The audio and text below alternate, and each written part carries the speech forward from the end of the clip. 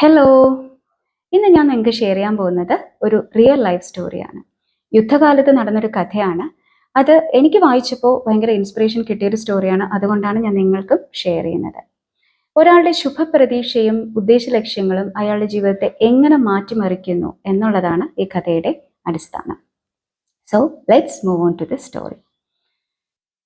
Victor Emil Frankl, അദ്ദേഹം വിയന്നയിലെ renowned neurologist cum psychologist ആയിരുന്നു. എല്ലാ സൗഭാഗ്യങ്ങളും അദ്ദേഹത്തിനുണ്ടായിരുന്നു. നല്ലൊരു കരിയർ, ഡോക്ടറായിട്ടുള്ള നല്ലൊരു ജോലി ഉണ്ടായിരുന്നു, വളരെ ലവിങ് ആയിട്ടുള്ള വൈഫ് ഉണ്ടായിരുന്നു, അമ്മ ഉണ്ടായിരുന്നു, നല്ലൊരു ഫാമിലി ഉണ്ടായിരുന്നു, ബേബി ഓൺ ദ വേ ആയിരുന്നു. At the time she was pregnant. അങ്ങനെ എല്ലാ സൗഭാഗ്യങ്ങളും തികഞ്ഞ നല്ല ബ്രൈറ്റ് ഫ്യൂച്ചറുള്ള ഒരു ഡോക്ടറായിരുന്നു വിക്ടർ ഫ്രാങ്കൽ. പെട്ടെന്ന് ഒരു സുപ്രഭാതത്തിൽ എല്ലാം മാറി മറിഞ്ഞു. അദ്ദേഹത്തിന്റെ ജീവിതത്തിന്റെ ഗതി തന്നെ മാറി. നാസികൾ അദ്ദേഹത്തെ അറസ്റ്റ് ചെയ്ത് ഓഷ്വിറ്റ്സ് കോൺസെൻട്രേഷൻ ക്യാമ്പിലേക്ക് കൊണ്ടുപോയി. അന്നേരം അദ്ദേഹത്തിന് എല്ലാം നഷ്ടപ്പെട്ടു. അദ്ദേഹത്തിന്റെ ഫാമിലി, ദേ വർ മർഡർ, അവരെ കൊന്നു കളഞ്ഞു. അപ്പോൾ എല്ലാം നഷ്ടപ്പെട്ടാണ് അദ്ദേഹം കോൺസെൻട്രേഷൻ ക്യാമ്പിൽ ജീവിച്ചത്. അവിടുത്തെ ജീവിതം എന്ന് പറയുന്നത് ഭയങ്കര ദുരിതപൂർണമായിരുന്നു. ദിവസം പ്രതി ആൾക്കാർ മരിക്കുന്നുണ്ടായിരുന്നു. ചിലർ പട്ടിണി മൂലം മരിക്കുന്നുണ്ടായിരുന്നു, ചിലർ രോഗം മൂർച്ഛിച്ച് മരിക്കുന്നുണ്ടായിരുന്നു, ചിലർ മർദ്ദനമേറ്റ് മരിക്കുന്നുണ്ടായിരുന്നു. വളരെ പരിതാപകരമായിട്ടുള്ള ഒരു അവസ്ഥയായിരുന്നു ആ ക്യാമ്പിൽ ഉണ്ടായിരുന്നത്. വിക്ടർ വാസ് എ സൈക്കോളജിസ്റ്റ്, അല്ലേ? അദ്ദേഹം ഒരു സൈക്കോളജിസ്റ്റ് ആയിരുന്നു. അദ്ദേഹം ആൾക്കാരെ വീക്ഷിക്കുന്നുണ്ടായിരുന്നു. പലരുടെയും കണ്ണിൽ പ്രതീക്ഷയുടെ വെളിച്ചം മങ്ങി മങ്ങി താഴുന്നത് അദ്ദേഹം കണ്ടു. ബട്ട് ഹി ഓൾസോ സാ സംതിങ് ഇൻക്രെഡിബിൾ. പക്ഷെ അദ്ദേഹത്തിന് അവിശ്വസനീയമായി തോന്നിയ ഒരു കാര്യം കൂടി ഉണ്ടായിരുന്നു. ആ നരകത്തിലും പ്രതീക്ഷ കൈവിടാതെ ശുഭപ്രതീക്ഷയോടെ നിൽക്കുന്ന, അവിടെ ഹോൾഡ് ഓൺ ചെയ്യുന്ന ചിലർ. അതിന്റെ കാരണം എന്താണെന്ന് അദ്ദേഹം അനലൈസ് ചെയ്തു. അവർ ഭാഗ്യശാലികളായതുകൊണ്ടല്ല, അവർ ശക്തിശാലികളായതുകൊണ്ടുമല്ല, മറിച്ച് ദേ ഹാഡ് എ പേർപ്പസ്. അവർക്കൊരു ഉദ്ദേശമുണ്ടായിരുന്നു. അവിടെ ഹോൾഡ് ഓൺ ചെയ്യുന്നതിന് അവർക്കൊരു ഉദ്ദേശമുണ്ടായിരുന്നു. ഒരാൾ അയാളുടെ മകളെ കാണണം എന്ന അതിയായ ആഗ്രഹത്തോടുകൂടി ജീവിക്കുന്നു. മറ്റൊരാൾ സംഗീതം, അയാൾ പകുതി നിർത്തി കമ്പോസ് ചെയ്തുകൊണ്ടിരുന്ന സംഗീതം അത് പൂർത്തിയാക്കി ലോകത്തിന് പ്രസന്റ് ചെയ്യണം, ലോകത്തിന് സമ്മാനിക്കണം എന്നുള്ള ആഗ്രഹത്തോടു കൂടി ജീവിക്കുന്നു. വിക്ടർ ആണെങ്കിൽ അദ്ദേഹത്തിന്റെ ഡ്രീം യുദ്ധം കഴിഞ്ഞ് പുറത്തിറങ്ങുമ്പോൾ ഒരുപാട് വിദ്യാർത്ഥികൾക്ക് ക്ലാസ് എടുക്കുന്നതായിട്ടും ഒരുപാട് ബുക്കുകൾ എഴുതുന്നതും ലോകത്തിന് നല്ല നല്ല സന്ദേശങ്ങൾ കൈമാറുന്നതും എല്ലാം ഡ്രീം ചെയ്ത് ഇമാജിൻ ചെയ്തിട്ട് അദ്ദേഹം ജീവിക്കുന്നു. ആ ഇമാജിനേഷൻ ആയിരുന്നു വിക്ടറിന്റെ സ്ട്രെങ്ത്. അദ്ദേഹം അന്ന് മനസ്സിലാക്കിയ ഒരു കാര്യം, നമുക്ക് ജീവിതത്തിൽ ചില കാര്യങ്ങൾ സംഭവിക്കുമ്പോൾ ആ സംഭവിക്കുന്ന കാര്യങ്ങൾക്കും നമ്മൾ അതിനോട് പ്രതികരിക്കുന്നതിനും ഇടയ്ക്കൊരു സ്പേസ് ഉണ്ട്. ആ സ്പേസിലാണ് നമ്മുടെ ഏറ്റവും വലിയൊരു ഫ്രീഡം ഒളിഞ്ഞിരിക്കുന്നത്. ഫ്രീഡം ടു ചൂസ്, തിരഞ്ഞെടുക്കാനുള്ള നമ്മുടെ ആ ഒരു മനസ്സ്. ജീവിക്കണോ, മരിക്കണോ, മുന്നോട്ട് പോകണോ എന്നുള്ള തിരഞ്ഞെടുക്കാനുള്ള സ്വാതന്ത്ര്യം. ആ സ്വാതന്ത്ര്യം നമ്മളിൽ നിന്ന് കവർന്നെടുക്കാൻ ആർക്കും പറ്റില്ല. അത് നമ്മുടെ മാത്രം സ്വാതന്ത്ര്യമാണ്. വിക്ടർ തിരഞ്ഞെടുത്തത് നിരാശയല്ല, പകരം അദ്ദേഹത്തിന്റെ പേർപ്പസ് ആയിരുന്നു, ഉദ്ദേശങ്ങളായിരുന്നു, ലക്ഷ്യമായിരുന്നു. അങ്ങനെ അദ്ദേഹം ആ ക്യാമ്പിൽ നിരാശ ബാധിച്ചിരുന്ന ഒരുപാട് പേർക്ക് ആശ്വാസം പകർന്നു. എല്ലാം നഷ്ടപ്പെട്ടിരുന്ന പലർക്കും അവരുടെ ജീവിതത്തിൽ വീണ്ടും പുതിയ അർത്ഥങ്ങൾ ഉണ്ടാക്കിയെടുക്കാൻ അദ്ദേഹം ഒരുപാട് സഹായിച്ചു. അങ്ങനെ മറ്റുള്ളവരെ മോട്ടിവേറ്റ് ചെയ്ത് അദ്ദേഹം സ്വയം ശക്തി ആർജിച്ചുകൊണ്ടേയിരുന്നു. അദ്ദേഹത്തിന്റെ ചിന്തകളെ ആക്റ്റീവാക്കി, അദ്ദേഹത്തിന്റെ mind ലൈവാക്കി.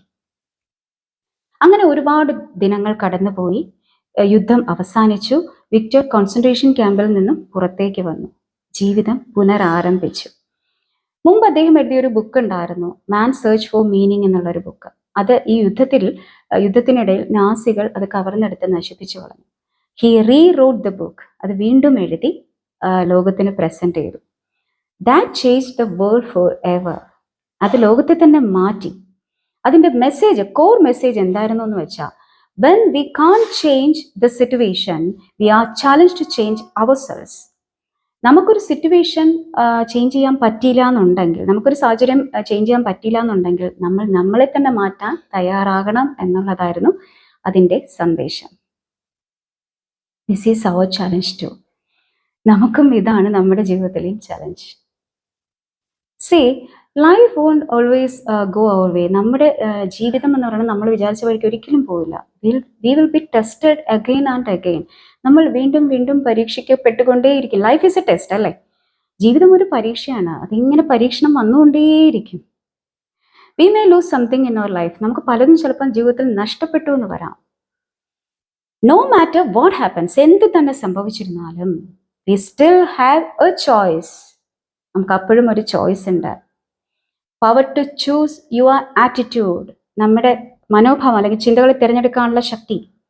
Power to find meaning in pain, വേദനയിലും അതിനൊരു പുതിയൊരു അർത്ഥം കണ്ടെത്താനുള്ള ശക്തി. പവർ ടു റൈസ്, വീണെടുത്ത് നിന്ന് പൊങ്ങി വരാനുള്ള ശക്തി. Even if the world tries to crush you, ലോകം നമ്മളെ തകർക്കാൻ ശ്രമിച്ചാലും അവിടെ നിന്ന് ഫിനിക്സ് പക്ഷിയെ പോലെ ഉയർത്തെഴുന്നേൽക്കാനുള്ള ശക്തി. Just like Victor did, Victor ചെയ്തതുപോലെ. ഓക്കെ, അപ്പോൾ ഒരു കാര്യം മനസ്സിലാക്കേണ്ടത്, it's not about what life gives us, it's about what we do with it. നമ്മൾ ഒരു കാര്യം മനസ്സിലാക്കേണ്ടത്, ജീവിതം എന്താണ് നമുക്ക് സമ്മാനിക്കുന്നു എന്നതിലല്ല കാര്യം, നമ്മൾ അതുകൊണ്ട് എന്ത് ചെയ്യുന്നു അല്ലെങ്കിൽ നമ്മൾ അതെങ്ങനെ കൈകാര്യം ചെയ്യുന്നു എന്നതിലാണ് കാര്യം. Okay, now ask yourself, നിങ്ങളോട് തന്നെ നിങ്ങൾ ചോദിക്കും, നിങ്ങളുടെ പേർപ്പസ് എന്താണ്? What is the reason to keep moving? നിങ്ങൾക്ക് മുന്നോട്ട് പോകാനുള്ള പ്രചോദനം എന്താണ്? ഇൻസ്പിറേഷൻ എന്താണ്? എന്നോട് നിങ്ങൾ ചോദിക്കുകയാണെങ്കിൽ ഞാനിപ്പോൾ പറയും, എനിക്ക് എൻ്റെ ഫാമിലിയാണ് എൻ്റെ പേർപ്പസ്. പിന്നെ എനിക്ക് നല്ലൊരു യൂട്യൂബർ ആകണം, അതാണ് എൻ്റെ പേർപ്പസ്. നിങ്ങളുടെ പേർപ്പസ് എന്താണെന്ന് നിങ്ങൾ കമൻറ്റ് സെക്ഷനിൽ കമൻറ്റ് ചെയ്യുക. But you should have a purpose and hold on to it. Okay, purpose ഉണ്ടാവണം, അതിൽ സ്റ്റിക്ക് ഓൺ ചെയ്യണം. ഓക്കെ, അപ്പോൾ ഇത്രയൊക്കെ തന്നെ ഇന്ന് പറയാനുള്ളൂ. വീഡിയോ വൈൻഡപ്പ് ചെയ്യാനുള്ള സമയമായി. ഒത്തിരി ലെങ്തി ആയിട്ട് തോന്നിയോ ഈ വീഡിയോ? ഇത് ഞാൻ മാക്സിമം ഷോർട്ടാക്കിയാണ് പറഞ്ഞിരിക്കുന്നത്. ഇതിൽ കൂടുതൽ ഇത് ഷോർട്ടാക്കി പ്രസൻറ്റ് ചെയ്യാൻ പറ്റത്തില്ല കേട്ടോ. എനിക്കറിയാം ആർക്കും സമയമില്ല, എല്ലാവരും ബിസിയാണ്, ഒരുപാട് ലെക്ചർ കേൾക്കാനൊന്നും ആർക്കും സമയം ഉണ്ടാവില്ല എന്നറിയാം. പക്ഷേ ഇതിങ്ങനെ പ്രസൻറ്റ് ചെയ്യാൻ പറ്റുള്ളൂ, അതാണ്. ഓക്കെ, അപ്പോൾ എപ്പോഴും പറയുന്ന പോലെ ചാനൽ ആദ്യമായിട്ടാണ് കാണുന്നതെങ്കിൽ സബ്സ്ക്രൈബ് ചെയ്ത് എന്നെ സപ്പോർട്ട് ചെയ്യുക. ഞാൻ പറഞ്ഞല്ലോ, that is my purpose. Okay, അപ്പോൾ ഇതുപോലുള്ള ഇൻസ്പിറേഷണൽ സ്റ്റോറീസുമായി ഇനിയും നമുക്ക് കാണാം.